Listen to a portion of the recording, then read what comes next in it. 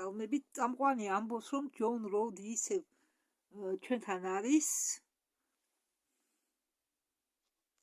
რომელიც ცნობილია როგორც რეპტილოიდების მონადირე. არსით ჩვენ საუბრობთ ისეთ სიცოცხლეზე, რომელიც არსებობს დედამიწაზე, რომელიც გავს ადამიანს. ამ არსებების სიმაღლე შეადგენს სადღაც 2 მეტროდან 2 მეტრო 3 მეტრამდე 4 მეტრამდე. მათ აქვთ 2 ხელი, 2 ფეხი, როგორც ადამიანებს და 3 თითი კიდურებზე. დიდი თითის ჩათვლით და ბრჭყალების ჩათვლით. მათი კანი არის დაფარული ქერქლით, როგორც თევზების, ისეთი ის აქვთ. და ამათ აქვთ უფრო დიდი ზომის ქერქლები, აგრეთვე ბრტყელი ქერქლების სახეზე და კისერზე. მათ აქვთ დიდი მინდარისებური თვალები, უტუჩო პირი, არა აქვთ კისერი, უკაცრავად არა აქვთ ყურები, კისერი აქვთ, არა აქვთ ყურები. წამყვანი ეუბნება, ჯონ, ეს ჰიბრიდებია, მათში არის ადამიანური გარემოებებიც, ადამიანური ნაკვეთები. აგრეთვე მათ აქვთ ფიზიკური სისხლი. ჯონი ამბობს, რომ მე არ ვარ დარწმუნებული, რომ ისინი არიან ჰიბრიდები. მე ვამბობ, მე ვფიქრობ, რომ ჩვენ ვლაპარაკობთ სხვა სახეობაზე, რომლებიც ცხოვრობენ ჩვენთან პარალელურ სამყაროში. ჩვენ ფეხებ ქვეშ და ისინი არსებობენ ძალიან დიდი ხანია ჩვენთან. შესაძლებელია, რომ ჩვენზე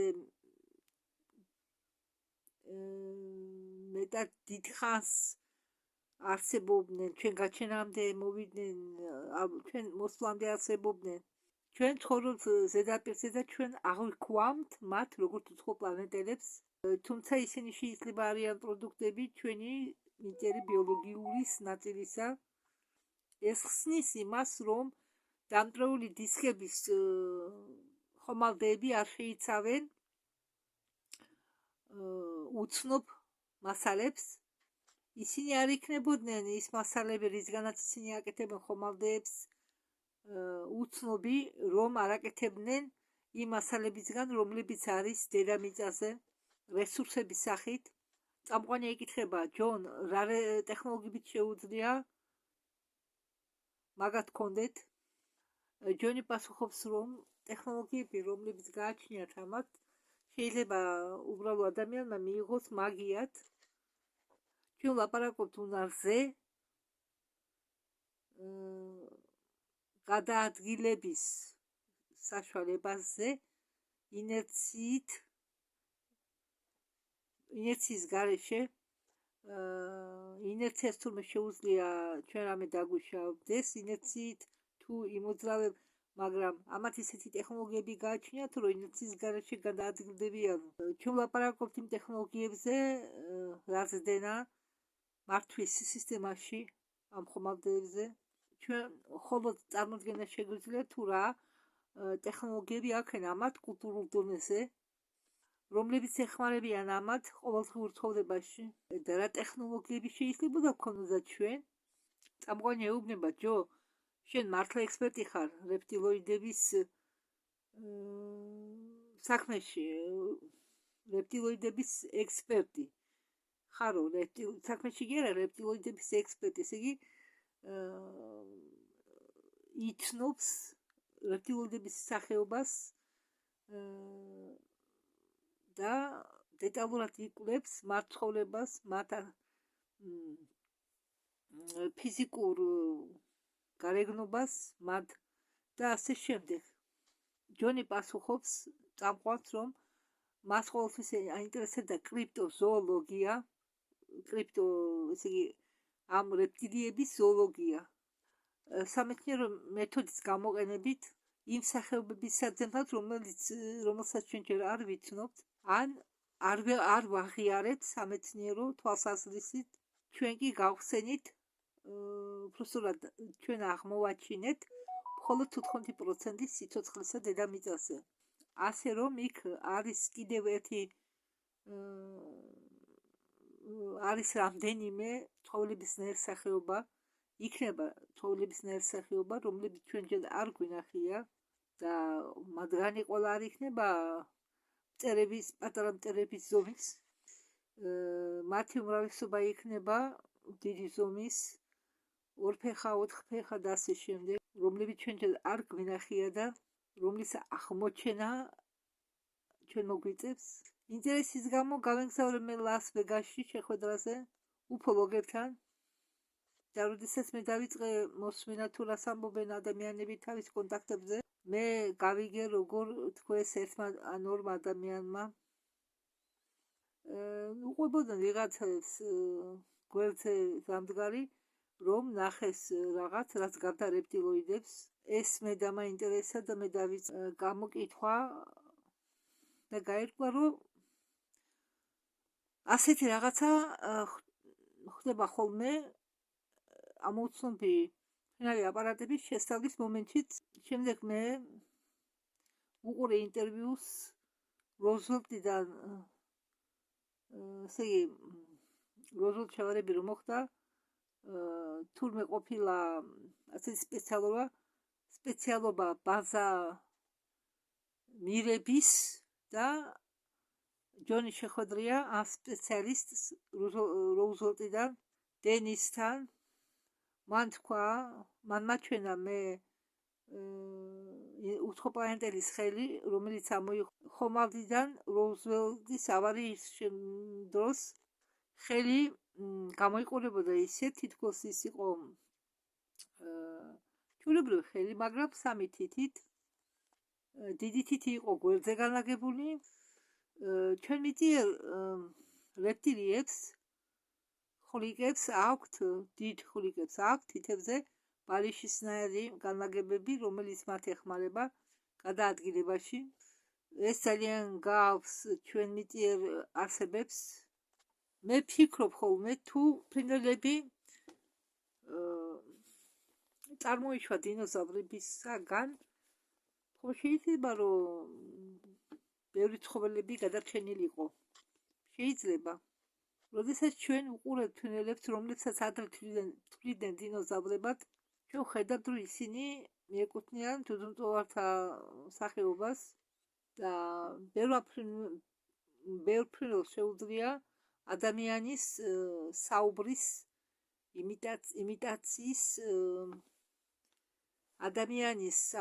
იმიტაცია. ჩვენში და ცხოველებში არის დნმ-ის დონეზე ჩადებული რაღაც ინფორმაციები, ასევე შიში, მაგალითად ჩვენ დნმ-ში და ოდესღაც ჩვენ ვიყავით ძუძუმწოვრები, დაბალი პლანის რაღაც სიცოცხლე და ჩვენ ვიცით, ან შეიძლება ზოგიერთს გაახსენდა კიდეც, როგორ ვიყავით რეპტილიების სადილი ხოლმე და საერთოდ ინტუიციაც კი გვაქვს განვითარებული ამ დონეზე. წამყვანი ეკითხება ჯონს, თუ როგორ გონია თქვენ, რაოდენობა შეიძლება იყოს მათი დედამიწაზე. ჯონი პასუხობს, რომ პოპულაციის რაოდენობა არ არის ჯერ ცნობილი, ეს შეუძლებელია გაარკვიო. ჩვენ გვიკვირს ისინი რომ საერთოდ არსებობენ. ჩვენ არ ვიცით ისინი რამდენი არიან. შეიძლება რამდენიმე ათასი ან რამდენიმე ასობით ათასი. შეიძლება მილიონი სხვადასხვა კუთხეებში, პლანეტის სხვადასხვა კუთხეებში. ჩვენ ხომ უბრალოდ არ ვიცით ეს. მე ვფიქრობ, რომ ჩვენი ხელისუფლება შეგნებულად გვიმალავს ამ ინფორმაციას, როგორც რეპტილოიდების ხელისუფლება, თუ მათ აქვს თავისი კულტურა დამალული მიწის ქვეშ, ალბათ ისინიც ამბობენ ცხოველებზე, რომლებიც ბინადრობენ ზედაპირზე, ან რაღაც ვაკუუმს ახსენებენ შეიძლება და რომ ამბობენ, რომ ვაკუუმის გარდა იქ არაფერი არაა. მე ვფიქრობ, ორივე მხარის ხელისუფლება შეგნებულად გვაყენებს ჩვენ გაუგებრობის დონეზე. წამყვანი ეკითხება ჯონს, რატო გონია შენ, რომ ისინი ცხოვრობენ ჩვენ პლანეტაზე და არა სხვა ადგილას. ჯონი პასუხობს, მე ფიქრობ, რომ ისინი დედამიწაზე ცხოვრობენ მხოლოდ მაგიტომ, რომ ჩვენ გვაქვს ბევრი მტკიცებულება, რომლებიც მიანიშნებენ ამას. ეს გადაწყვეტის ჰიპოთეზას იმაზე, რომ ისინი არიან სხვა პლანეტიდან. მე, როგორც სხვა მეცნიერები, ფიქრობ, რომ ის რაც დაემართა ჩვენ პირველად სუფს აქ დედამიწაზე, შეიძლება მოხდარიყო ასეთი რამ სხვა პლანეტებზეც, რომ სიცოცხლე სხვადასხვა პლანეტაზე ვითარდებოდა სხვადასხვანაირად, მაგრამ სუფის ინგრედიენტები იყო ერთნაირი და მათ რომ ქონოდათ ასეთი ეკოლოგიური ძირი, როგორც ჩვენ დროის განმავლობაში ისინიც გადაიქცნენ რეპტილიებად სხვადასხვა ვარიაციებში.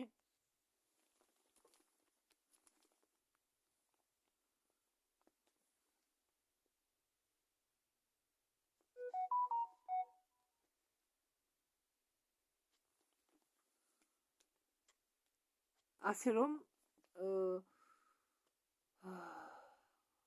შეიძლება ისინიც აღმოჩნდნენ უცხო პლანეტელები. მე მგონია, ამბობს ჯონი, რომ მომავალში ჩვენ ნახავთ რეპტილოიდების ზოგი წინაპრების დაბრუნებას დედამიწაზე, იმისთვის რომ რომლებაც დატოვეს დედამიწა, იმისთვის რომ მემოგზაუროთ კოსმოსში. თქვენ ხედავთ ახლა რა ხდება დედამიწაზე. ზოგი ადამიანი ფიქრობს, რომ თვითონ დედამიწა გამოიყენება როგორც არენა სულიერი ბრძოლისთვის, რომ ეს სულიერი ბრძოლები კი დაკავშირებულია ფიზიკურ ბრძოლებთან. ნებისმიერ დროს შეიძლება სამყარო გამოვიდეს კონტროლიდან. წამყვანი ეკითხება ჯოს, შენ რა გონია ისინი მშვიდებიანები არიან? ჯონი პასუხობს, რომ მე მგონია, რომ ისინი ისეთივე არიან როგორც ჩვენ და თუ დასჭერად შეიძლება ისევე სასტიკები გახდნენ როგორც ადამიანები. მე არ ვფიქრობ, რომ თუ არსება გამოიყურება მოსრად, ის შეიძლება იყოს ბოროტი. შეიძლება პირიქით, ის შეიძლება გარეგნულად მოსრად გამოიყურება, მაგრამ შინაგანად იყოს კეთილი არსება. მე ვფიქრობ, რომ სიკეთე ბინადრობს ყველა ცოცხალ არსებაში, ის ბოროტება ბინადრობს ყველა ცოცხალ არსებაში, ისევე როგორც სიკეთე. ეს იმასია დამოკიდებული, თუ რისკენ არის რა ხასიათის როგორ გითხარ, რისკენ აქვს მიდრეკილება არსებას. წამყვანი ეკითხება ჯონს, მათ ყვითელი თვალები აქვს? რა ფერის თვალები აქვს მათ? ჯონი პასუხობს, მათ სხვადასხვა ფერის თვალები აქვს. ჩვენ გაგვიგონია, რომ მათ აქვთ ყვითელი თვალები როგორც სამსის ალი, რომლებიც უცნაურად ირეკლავენ და ეს სიმართლეა. ბიბლიაშიც იყო, ბიბლიაც წერს იმის შესახებ, რომ იესოს ჰქონდა თვალები როგორც ალისა ნარეკ. მათი კაკლები გამოიყურება როგორც ვერტიკალური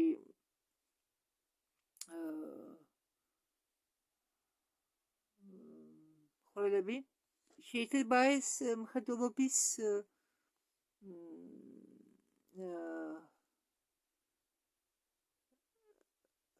შეიძლება მხედველობის ბრალია შეიძლება გეჩვენება, მაგრამ მე მგონი არა. მათ არ აქვთ ქუთუთოები. უпроსტად მათ არ აქვთ ნამდვილი ქუთუთოები.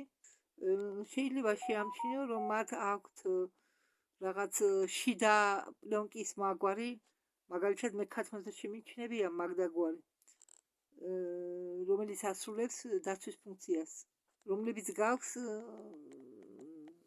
ფერად სათვალეებს, მზისგან დავთავის სათვალეებს, რომ მათი თვალები დაიცვან, მაგრამ მე არ ვარ დარწმუნებული, რომ ეს პლონკა მათ აქვთ იმის გამო, რომ დაიცვან თვალები სიცხესგან, მზისგან, რადგან ისინი ცხოვრობენ მიწის ქვეშ. წამყვანი ეკითხება უფრო მეტად სად ხვდებიან მათ.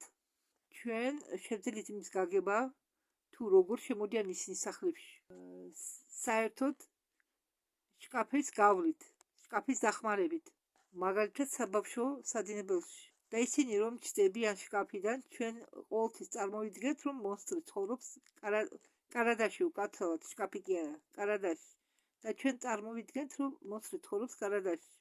ამიტომ მშობლებისთვის ადვილია ლაპარაკი. არ ინერვიულო, იქ არაფერი არის. კარგი დაიძინე და უბრალოდ დაუჯერებელია, როდესაც ისინი ბავშვების ოთახში ჩდებიან. მათ შეუძლიათ გამოჩნდნენ არსაიდან, ადამიანს შეუძლია გაიხუდოს თავის ლოგინში და როდესაც ხედავთ მათ უცებ გამოჩნდებიან საძინებელში, ეს გასაგონელი ადამიანს აჩინებს. ჩვენ მივეჩვენთ იმის ფიქრს, რომ ჩვენი საძინებელი არის ჩვენი საფარი და ჩვენ საძინებელში არაფერი არ უნდა იყოს. გასაგონელია საშინელება, როდესაც იხუძებთ და ჩვენ გვერდით ხედავ რაღაც, რაც გავს ეშმაკს, მონსტრს და რომელიც დგას და გიყურებს შენ. როგორ ხდებიან ისინი იქ ეკითხება წამყვანი კარიბჭეების დახმარებით? მე ფიქრობ მაგათ აქვთ რაღაც კარიბჭეების მაგვარი. ანგარიშებში წამიკითხავს, რომ როგორ გადიან ისინი კედლებს, კარადებს, ყარ საგნებში გადიან თავისუფლად და როდესაც ისინი ნახევარგამჭვირვალეები არიან, ეს ხდება იმიტომ, მაგალითად, როდესაც ისინი რამეს ეხებიან, მაგალითად თამარს, ისინი ალბათ რაღაცას აკეთებენ, რომ მაიძულონ თავისი მოლეკულები და ატომები, ისეთი სისწრაფით დაიწყო ვიბრაცია, რომ ისინი ვარდებიან ჩვენი ხედველობის ველიდან და გვეჩვენება გამხრალები. წამყვანი ეკითხება ჯოს, მათ აქვთ რაღაც უნარები, მაღალდონიანი უნარები. ჯო პასუხობს, ეს ძალიან საინტერესო თემაა, რადგან ჩვენ ვლაპარაკობთ არსებებზე, რომლებსაც შეუძლიათ იყვნენ ფიზიკურად, გამოიყურებოდნენ ფიზიკურად და იცხოვრონ აქ ჩვენ პლანეტაზე. მათ შეუძლიათ ფიზიკურ სხეულში იცხოვრონ სხვა პლანეტებზეც, მაგრამ არის ვარაუდი იმაზე, რომ რამდენიმე წლების წინ ძველ დროს მოხდა რაღაც, რამდენიმე წლების წინ მოხდა რაღაც კატასტროფა, არავინ იცის ეს როდის, და ამ არსებების მთელი ცივილიზაცია უეცად გაქრა. ბევრი მათგანი აღმოჩნდა განზომილებებში, რომელსაც ჩვენ ვუწოდებთ იქაურ ცხოვრებას, ესე იგი საიქიოს, რომელსაც ჩვენ ვუწოდებთ საიქიოს. და ისინი ცდილობენ დაბრუნდნენ უკან, მაგრამ მიეჩვენენ მასე ცხოვრებას იქ. დღეს ჩვენ მასეთ არსებებს ვუწოდებთ ჯინებს, რადგან ისინი ცხოვრობენ პლაზმურ ველში და შეუძლიათ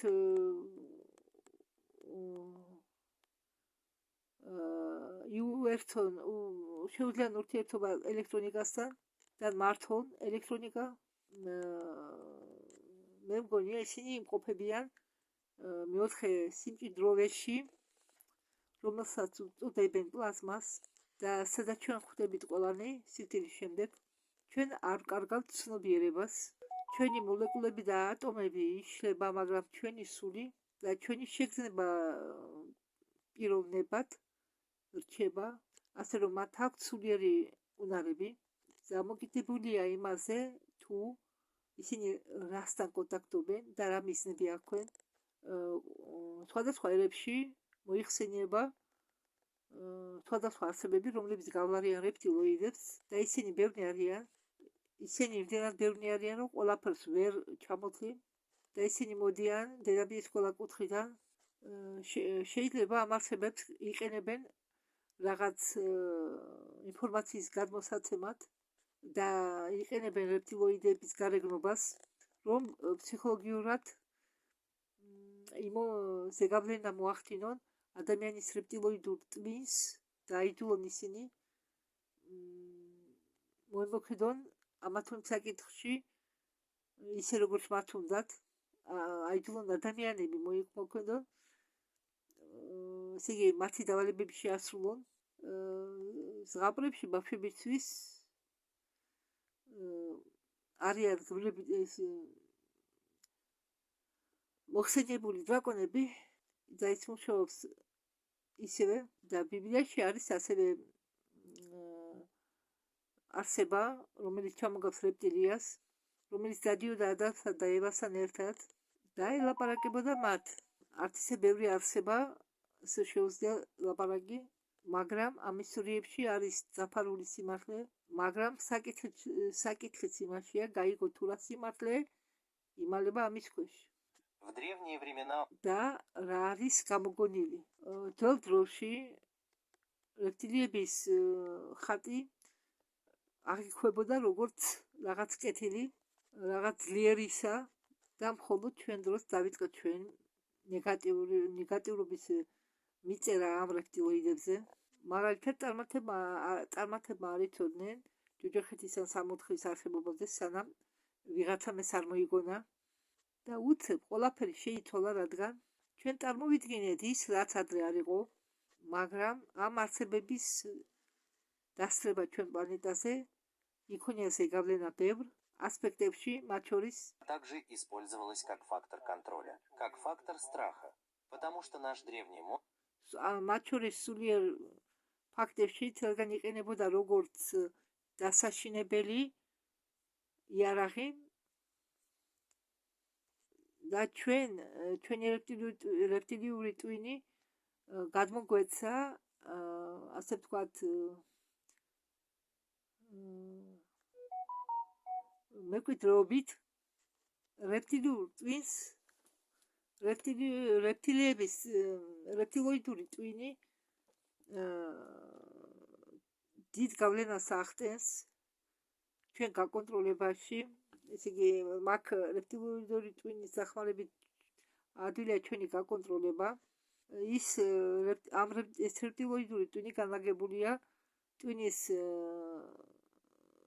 ესე იგი საშუალო ეს კისერი რომ იწყება, ის ვისაც გაქვთ ნახე ანატომიაში ტვინის აგებულება, წვრილი კისერი რომ იწყება და ის თავდება გადადის, ფართოვდება, იმ ადგილას შუაში არის განლაგებული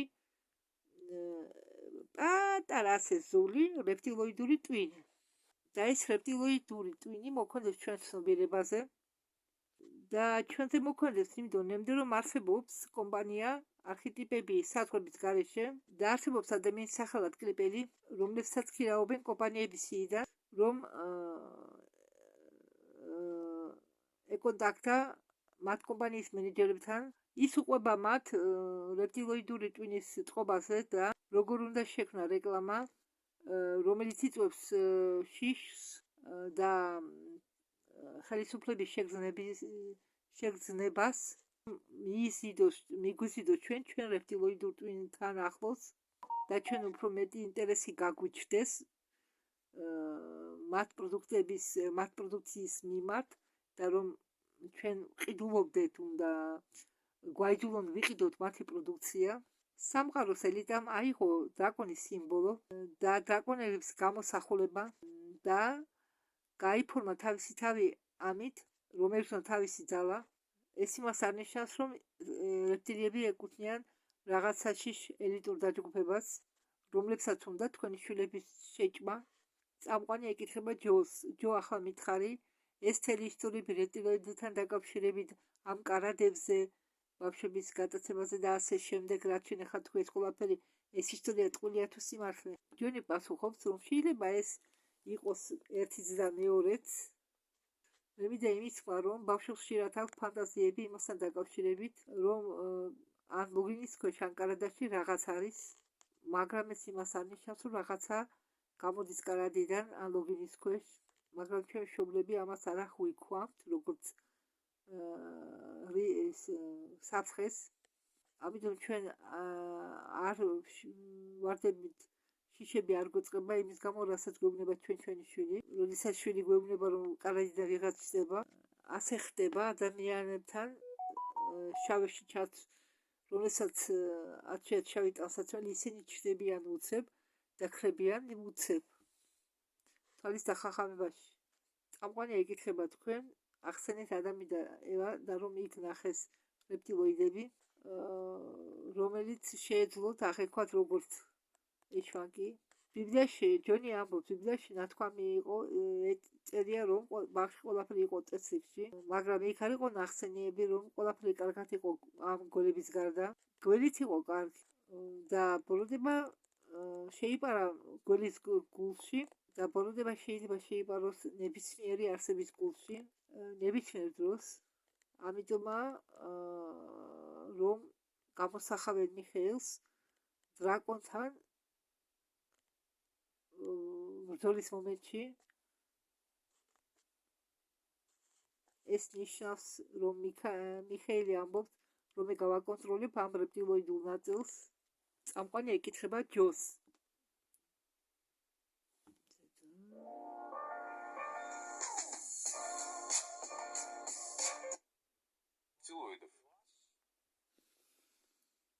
წამყვანი ეკითხება ჯოს. ჩვენ ხშირად გვესმის მიწისქვეშა ბაზებზე და ეს ბაზები ვისია, ჩვენია თუ რეპტილოიდების? მე მჯერა, რომ ჩვენ გვაქვს მიწისქვეშა ბაზები და მე მჯერა, რომ თუ ჩვენთან მოვიდნენ უცხოპლანეტელები, იგენი როგორღაც დაეტევდნენ ჩვენთან. მე მგონია, რომ ჩვენ თვალყურს გვადევნებენ. მე არ მგონია, რომ ვიღაც მოფრინდება ასე დიდ მანძილზე, რომ მხოლოდ მოფრინდნენ იმისთვის, რომ ჩვენ თვალყური გვადევნონ და ისე გაფრინდნენ. და ამიტომ სავარაუდოდ ამ ბაზების უმრავლესობა არის განლაგებული აქ ჩვენთან დედამიწაზე. ჩვენ გვაქვს ჩვენი საკუთარი ბაზები, რომელსაც მართავს ჩვენი სახელმწიფო და მთელი მსოფლიოს სახელმწიფო. პირველი და მეორე მსოფლიო ომების დროს, რომელზეც ჩვენ არ ვიცოდით, მით უმეტეს მეორე მსოფლიო ომის დროს მიდიოდა პარალელურად მიწისქვეშა ომი. ამაზე თითქმის არაფერი არა გაგებული. ჩვენ გვაქვს ბევრი სამხედრო კომპლექსები მიწის ქვეშ. იყო დიდი თანხა გამოყოფილი იმისთვის, რომ ჩვენი სამხედროებმა მომზადებულიყო არმაგედონისთვის ასეთი ბაზები არის ჩვენთან რუსეთში, შვეიცარიაში, ჩინეთში. მათ აქვთ ყველაზე ლამაზი მიწისქვეშა საინტერესო კომპლექსები, რომლებიც გამოიყენება მატარებლებისთვის, ტუნელებისთვის და ასე შემდეგ. ასეთი ბაზები არის მთელი მსოფლიოს მასშტაბით და იმაზე მეტია, რისი წარმოდგენაც თქვენ შეგიძლიათ. მაგალითად, ზონა 51. მთავარი ისა რა არის ზედაპირზე განლაგებული, მთავარი ისა რა არის მიწისქვეშ განლაგებული. ცისფერების შეუძლიათ შეფრინდნენ ლუქში და გაქრენ. ამით იხსნება თუ რატომ ამასში ყველაფერში გარეული ამერიკის ფინალი პილოტები. მაგასმა ეტყობა დააზიანეს კარების გასაღების გამაკონტროლებელი და რომ კარები არ იკეტებოდეს. თუ თქვენ აფრინდებით დაცვის ქვეშ, ეს ისა, რაც ჩვენ გვჭირდება სამხედრო მხრიდან. წამყვანი ეკითხება ჯონს, როგორ გონია ჯონ, ხდება თუ არა ახლა გადაცებები? ჯონი ამბობს, კი, გადაცებები ხდება, მაგრამ ახლა მძინარე ადამიანისთვის რთულია გაიგოს სად იმყოფება. ხდება, კი, ხდება, რომ იყავენ. როგორც წესი, მათ მიყავთ ადამიანები, ვისაც აქვთ რეზუს უარყოფითი სისხლის, ჯგუფის სისხლი. ეს კი არის ძალიან პატარა პროცენტი მოსახლეობის პლანეტაზე და ამ ხალხს შეიძლება აქვს გენეტიკური კავშირი რეგიონებთან, ბასკებთან, რომლებიც ცხოვრობენ საფრანგეთის და ბელგიის შორის და ეს ბასკები შეიძლება იყვნენ იმ ჯგუფის ნაწილი, რომლებზეც ატარებდნენ ექსპერიმენტებს ძალიან ძველ დროში. ამიტომ მათი შთამომავლები ატარებენ იმავე გენეტიკურ ინფორმაციას, რომელიც უნდა ჩაიწეროს მათ სხეულებში, რომ სხვა უცხოპლანეტელებმა შეძლოს მათი წაღება. წამყვანი ეკითხება ჯონს, ჯონ, მათ რიცხვიდან ვისაც იტაცებენ, რამდენიც ჯერა რომ ისინი გადაცებულები იყვნენ. ჯერაც რომ უცხოპლანეტელები იტაცებდნენ და არა რეპტილოიდები. ჯონი, საქმე თამაშია. ჩვენ არ ვიცით ეს. ჩვენ ვიცით, რომ მათ შეუძლიათ ნებისმიერ დროს დაფრინდნენ დედამიწაზე, მაგრამ მათთვისაც არსებობს რაღაც კანონები, რომლებიც გძალავენ ამის გაკეთებას.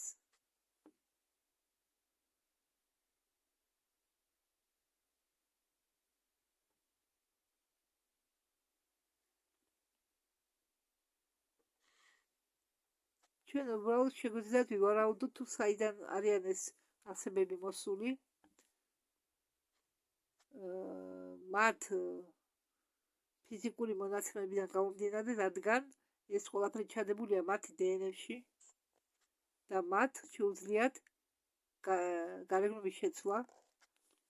იცით, თუ თქვენ ეკუთვნით სხვადასხვა სახეობას, თქვენ შეგიძლიათ ადაპტირება მოახდინოთ თქვენი სხეულის ამა თუ იმ გარემოებების მიმართ და ამას აკეთებს ყველა სახეობა. აი მაგალითად მამონტი ხო იგივე სპილოა თითქმის, მაგრამ მას გამოუშვება ბალანი, რომ სიცივეს გაეძლოს სიცივესთვის, ასევე, მაგრამ ის ხომ რჩება ტროპიკული ცხოველი. ჩვენ უნდა შევიცვალოთ ფორმულიროვკა, რომელსაც ჩვენ ხმარობთ ჩვენ ხელისუფლებასთან შეხვედრის დროს. უნდა შევწყვიტოთ მის ლაპარაკი, რომ ჩვენ დედამიწაზე არიან უცხო პლანეტელები. ჩვენ უნდა ვთხოვოთ, კატეგორიულად მოვთხოვოთ ხელისუფლებას გვიპასუხოს იმ ცხოველებზე, რომლებიც არსებობენ ჩვენ დედამიწაზე და იმ ადვოკატებისგან თავი დავიძრუნოთ, რომლებიც ამბობენ უბრალოდ ჩვენ გვეუბნებიან, რომ უცხო პლანეტელები არ არსებობენ. ეს ტაქტიკა უნდა შეიცვალოს და უნდა დაიწყო ღიად ლაპარაკი იმაზე, რომ უცხო პლანეტელები არსებობენ. მურის კანონიდან გამომდინარე, თუნდაც ისინი ჩვენ წინ არიან 2000 წლით, მხოლოდ წარმოდგენა შეგვიძლია იმისა, თუ რას მიაღწიეს მაგათმა, როგორ პროგრესს მიაღწიეს. ჩვენ პლანეტაზე ბევრი პრობლემა გვაქვს და ძალიან კარგი იქნებოდა თუ ვინმე მოფრინდებოდა და ჩვენ პრობლემას გადაწყვეტდა, მაგრამ ჩვენ თვითონ უნდა მოვაგოროთ ჩვენი პრობლემები. ახლა ჩვენ ისეთ ცვლილებებს განვიცდით, რომელიც არ ყოფილა ჩვენი კაცობრიობის ისტორიაში. ეს არის შეცვლის სამყარო. იყო გადაწყვეტილი, რომ ჩვენი სამყარო შეიცვლება. 2020 წელი იყო აღნიშნული პირამიდებში და ახლა ჩვენ განვიცდით აბსოლუტურად არაჩვეულებრივ ცვლილებებს. წამყვანი ეკითხება ჯოს.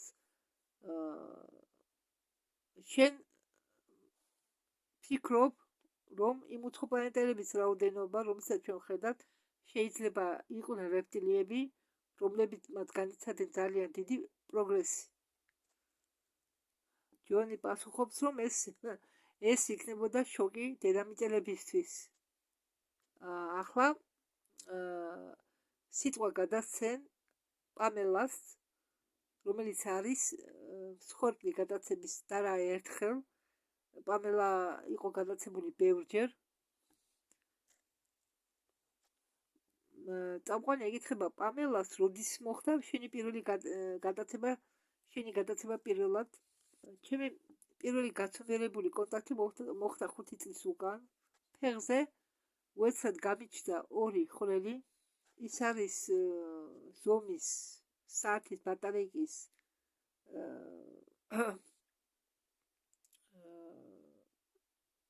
არის საათის ბატარეიკის ზომის და განლაგებული არიან ერთმანეთისაგან 9 ჯუმის დაშორებით. და მე ეს მახსოვს და მახსოვს, რომ ნევსების ნაკვალევიც დამეტყო, როდესაც მე ვიყავი პატარა. მე ვიქნებოდი სადღაც 8-9 წლის, როდესაც ეს შევამჩნიე და მე მახსოვს, რომ ეს ნაკვალევი ჩნდებოდა სხვადასხვა პერიოდში. მე დავკარგე სამუშაო 9 წლის უკან, როდესაც მოყვები ჩემ გამოცდილებაზე. წამყვანი ეკითხება, და რაზე მოყვები შენ? მე თქვენ შოუზე გამოვდიოდი ერთხელ და მაგათმა მომასმენიეს ნაწყვეტი ამ შოუდან. მაგათმა ამოიღეს კონტექსტები ამ ინტერვიუდან როგორც ყოველთვის, მაგრამ ეს პრობლემა არა, რადგან მე ავიღე მივლენება 6 თვით და დავამთავრე მუშაობა წიგნზე, რომელსაც წერდი წამყვანი ეკითხება, ესე იგი შენ სამსახურიდან გამოგაგდეს იმის გამო, რაც შენ თქვი ჩემ შოუზე. დიახ, მაგრამ მე ამას საერთოდ არ განვიცდი. წამყვანი ეკითხება, შენ ხვდებოდი რეპტილოიდებს? კი, მაგრამ იმ რეპტილოიდებს, რომლებსაც მე ხვდებოდი, ისინი იყვნენ ნახევრად ფრუხები, ნახევრად ადამიანები. და მე მქონდა ასეთი გამოცდილება მანამ სანამ შეხვდებდი ნამდვილ რეპტილოიდს. მიწიერი ქალებს შორის და რეპტილოიდებს შორის ხდება ხოლმე ურთიერთობა, აქ იგულისხმება ინტიმური ურთიერთობაც. დიახ, და ეს ქალისთვის დიახ პასუხობს სახელი და მოწვეული ქალის ეს სტუმარი ქალი და ეს არის ქალისთვის ყველაზე დიდი შეურაცხყოფა. მე მამაკაცები იყვნენ ძალიან გადაგვიანებული მის გამო, რაც მე ვთქვი. სამწუხაროდ ადამიანებს არ აქვთ ცნობა ჩემი პირველი ინტერვიუს მიმართ, ამიტომ ჩემზე ამბობენ, რომ მე ვარ გიჟი, ნახევრად გიჟი. იცი, ჩემ წამყვანი ეუბნება, იცი, ჩემ საიტზე არის ფოტო შენი მეგობარი რეპტილოიდისა. სტუმარი ქალი ამბობს, რომ მე კოსმოსში, საერთოდ კოსმოსში დაფრავენ, იმ სივრცეს, სადაც დაფრავენ კოსმოსში, ქვია სივრცესაშორისო კოსმოსურ სივრცესაშორისო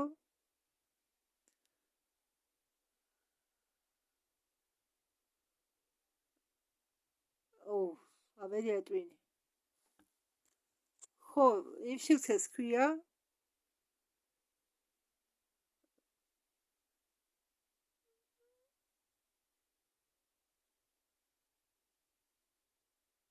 სივრცესაშორისო межпространственное.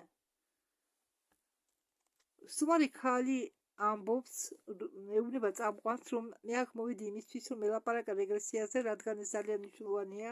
მე გავედი რეგრესია ბარბარე ლემთან ერთად. ეს იყო 3 საათიანი რეგრესია, ეს იყო რაღაც უცნაური.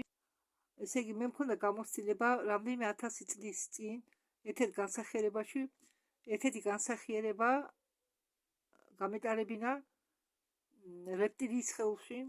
მე წამს წარსული ცხოვრებების და შეიძლება მე შევხვდი რაღაც იქა და რეპტილიის საერთოდ ცხოვრობენ დიდ ხანს, 500,000 წელი ცხოვრობენ. ხო და ეს სტუმარი ამბობს, რომ შეიძლება შევხვდიო მეო, ვისაც ვით მეგობრად, ყავს მეგობარი რეპტილოიდი იქ კოსმოსში. კოსმოსურ კოსმოსაშორისო სივრცეში. კი, მეტაფიზიკა გვასწავლის, რომ წარსული ამწყო და მომავალი არ არსებობს. ჩვენ გვაქვს ცნობა ამ რეალიებთან